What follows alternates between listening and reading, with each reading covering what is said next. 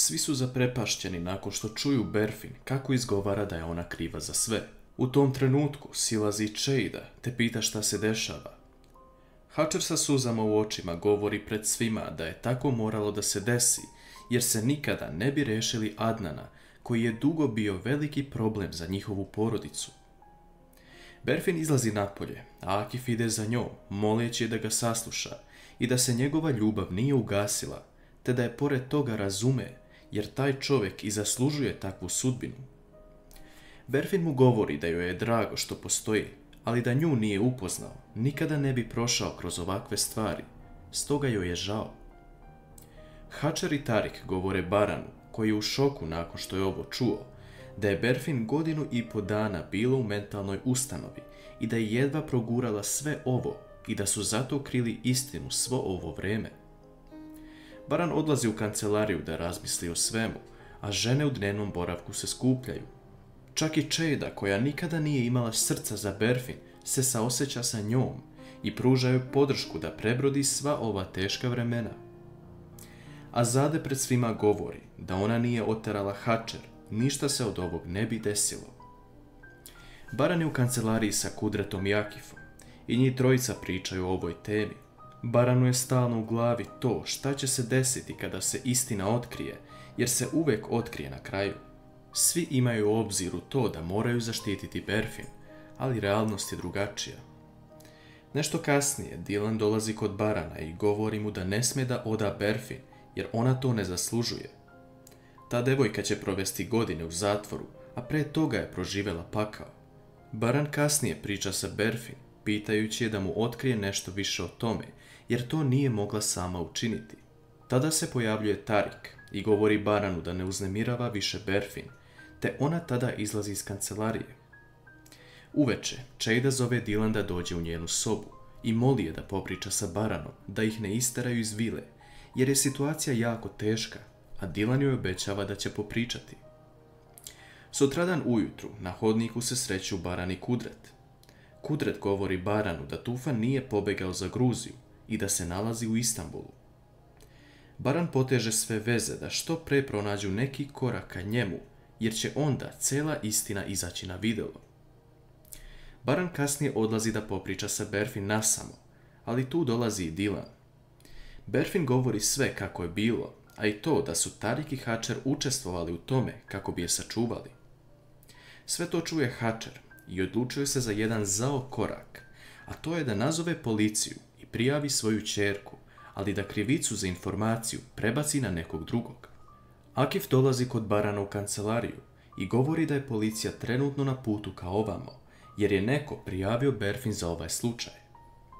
Baran, Dylan, Akif i Berfin odmah ulaze u automobil i kreću iz vile, dok policija kuca na vrata. Da li će Berfin uspeti da izbegne kaznu?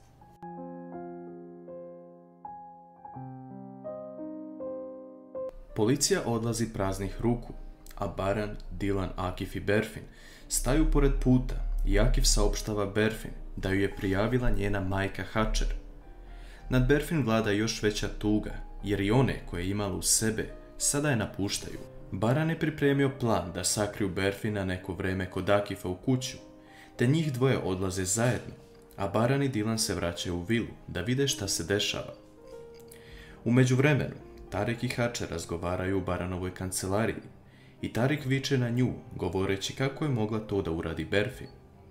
Ona mu kaže da je to bio jedini ispravan način, ali tada Tarik pobesni i razbaca papire po Baranovoj kancelariji.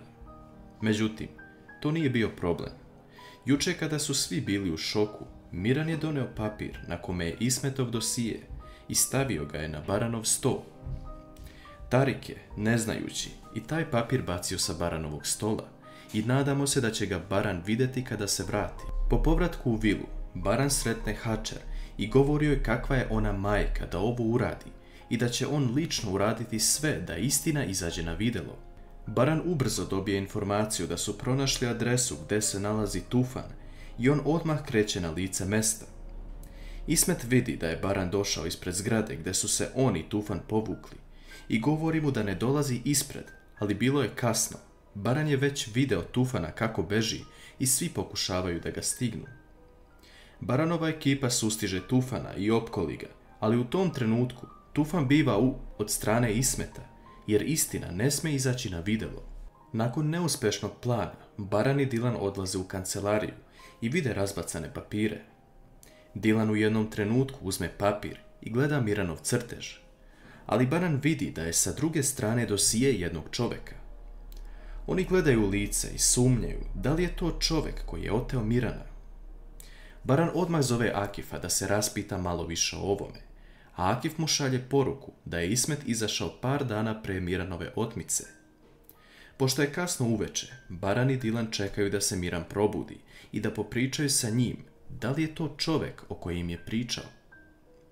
Sutradan ujutru, nakon što Akif ode kod Barana, dolazi Tarik koji želi da se vidi sa Berfin. Tarik joj govori da je spremio pasoš i spakovao joj stvari, jer ona odmah mora da ide za inostranstvo. Da li će Berfin pobeći? U međuvremenu, Baran, Dylan, Akif i Miran su u kancelariji i Baran pita Mirana da li je ovo čovjek na kojeg je mislio, a Miran odgovara da jeste i da je taj papir našao u dnevnom boravku. Da li ovo znači da će Baran i Dylan napokon saznati ko je ukrao njihovog sina pre 5 godina?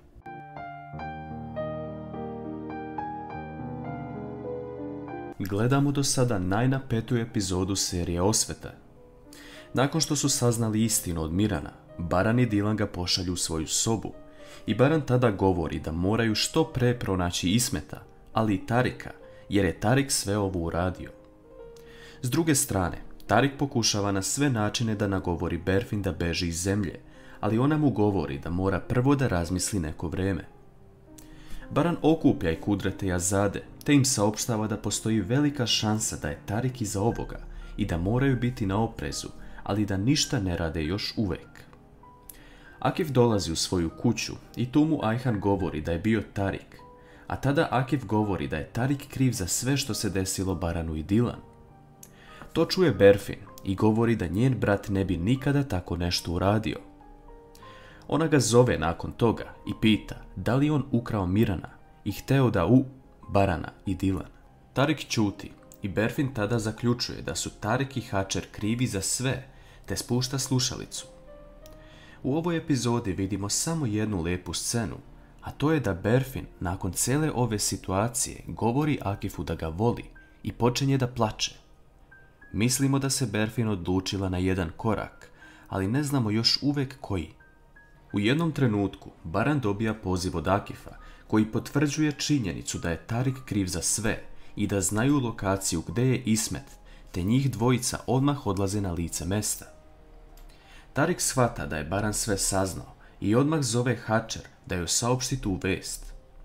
Hačer viče na Tarika preko telefona, ali u tom trenutku silazi Čejda koja kaže Hačer da će zbog nje svi postati begunci. Dylan sve čuje iz Baranove kancelarije i uzima pištolj te krene da se suprotstavi Hačer lice u lice. Hačer joj tu priznaje da je ona krojila sav plan i da taj plan mora da se završi.